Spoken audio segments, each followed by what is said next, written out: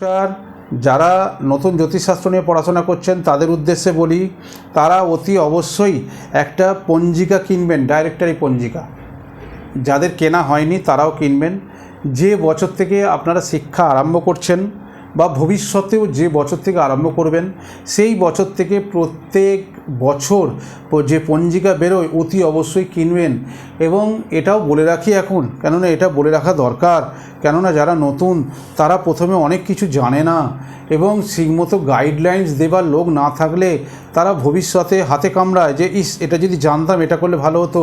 সেইটা এখন আমি বলে রাখছি, একটু শুনে নিন। সেটা হচ্ছে, এই পঞ্জিকা যখন কিনবেন, যে বছর আরম্ভ করবেন শিক্ষা, এই ভিডিওতে ভবিষ্যতেও যারা দেখবেন, যে বছর আরম্ভ করবেন সেই বছর থেকে ডাইরেক্টরি পঞ্জিকা কিনবেন, প্রতি বছর কিনবেন। এবং এই যে বছর শেষ হয়ে গেলে এই পাঁজি যেন বিক্রি করে দেবেন না, অতি অবশ্যই রেখে দেবেন। কেননা পাঁজি যত পুরনো হবে তার ভ্যালু কিন্তু তত বেড়ে যাবে। নতুন পাঁজি এখন বর্তমান বাজারে 200-250 থেকে 270 এরকম, যেরকম থাকে যে কোম্পানির যেরকম, 250, 240, আমি ঠিক অতটা ওয়াকিবহল নয়, তবু বলছি এবছরে আমাদের বিশুদ্ধ বোধহয় 250 বোধহয় সম্ভবত নিয়েছে। এবার প্রিন্ট কত আছে দেখিনি, যাই হোক, যেরকমই কিনুন না কেন, যত এটা পুরনো হবে 10 বছর বাদে, 20 বছর বাদে কিন্তু আর ওই 250 টাকা দিলে পাবেন না, অনেক বেশি দামে কিনতে হবে। তখন পুরনো মার্কেট থেকে পাওয়া যায়, 100 বছরের পাঁজি পুরনো মার্কেটে কলেজ স্ট্রিটে পাওয়া যায়। কিন্তু কথা সেটা নয়, কথা হচ্ছে যেটা কিনবেন যেন কেজি দরে বেচে দেবেন না, যত্ন করে রেখে দেবেন। ওটাই আপনার অ্যাসেট, যতদিন কাজ করবেন ওইটা কাজে লাগবে। ওই জন্যই এতগুলো কথা বলে দিলাম এই ভিডিওতে। ভিডিও লম্বা হয়ে যাচ্ছে জানি, তা সত্ত্বেও বলে দিচ্ছি, কেননা এগুলো না বলার লোক থাকে না। যখন মানুষ শেখে তখন পুরনো জিনিসগুলো সব হাত থেকে বেরিয়ে যায়। এইগুলো দিনের পর দিন, এগুলো আমি ঠেক খেয়েছি বলে এগুলো বলছি বারবার। সব পাঁজি কিন্তু রেখে দেবেন। আর ছাত্রছাত্রীদের কানে কামড়ে বলে দিই এই কারণেই, তারা যাতে ভুল না করে। এবার বলার লোক না থাকলে যা হয় আর কি। এবার প্রথমে কী করে জানবে, বছর শেষ হয়ে গেছে, ব্যাস বইটা ছেড়ে দিয়েছে, বা বইটা কোথায় অযত্নে পড়ে আছে, নষ্ট হয়ে গেছে, হতে পারে।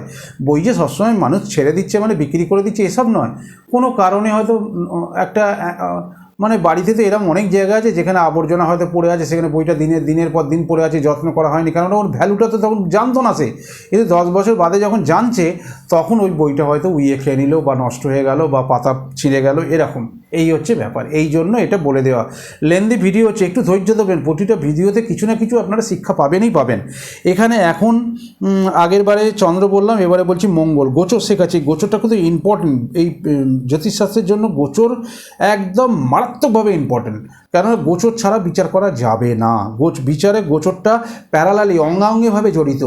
কেমন, যখন প্রেডিকশান করবেন সেগুলো পরপর যখন প্রেডিকশানে যাব শেখাবো। এখানে দেখুন মঙ্গল, এটা হচ্ছে এই বই যেটা রেকমেন্ড করছি, সেটা হচ্ছে পঞ্জিকা থেকে ভাগ্য বিচার, মূল থেকে প্রতিকার। এই বইয়ে 27 নম্বর পাতায়, 27 নম্বর পাতা থেকে বলছি, এটা হচ্ছে 18 নম্বর, এই 17 নম্বর পয়েন্টেরই যে এটা আছে সেইটা পড়াচ্ছি যে বইটাতে। সেটা হচ্ছে 27 নম্বর পেজটা আমাকে দেখতে হচ্ছে, নাহলে না আপনারা যখন কেন এই যে সব কাঁপাকাঁপি হচ্ছে, হাত কাঁপা হচ্ছে, এই যে এত ঢোক গিলছি, এর কারণ কি জানেন? টানা ফটাফট পড়িয়ে দেওয়া যায়, কিন্তু কথা হচ্ছে পেজটাকে বলতে হচ্ছে দেখে দেখে। পাশে একটা বই খুলে রেখেছি আমি, সেখান থেকে দেখে দেখে পেজ মিলিয়ে বলতে হচ্ছে। কেন বলুন তো?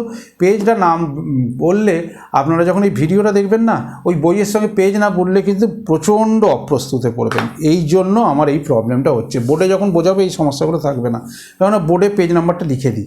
আচ্ছা, এবারে দেখুন, তারপরে এই মোবাইলের ভেতর দিয়ে দেখছি তো এই লাঠি কোথায় যাচ্ছে, কিভাবে যাচ্ছে, কতক্ষণ ধরে করছে। আচ্ছা দেখুন, এবার এখানে মঙ্গলের কোথাও কি বললাম, 1 বৈশাখ শনিবার 1424, 2017, 15 এপ্রিল এই তারিখে মঙ্গল 3 নম্বর নক্ষত্রে আছে, 1s 1 ডিগ্রি 25 মিনিট 57 সেকেন্ড।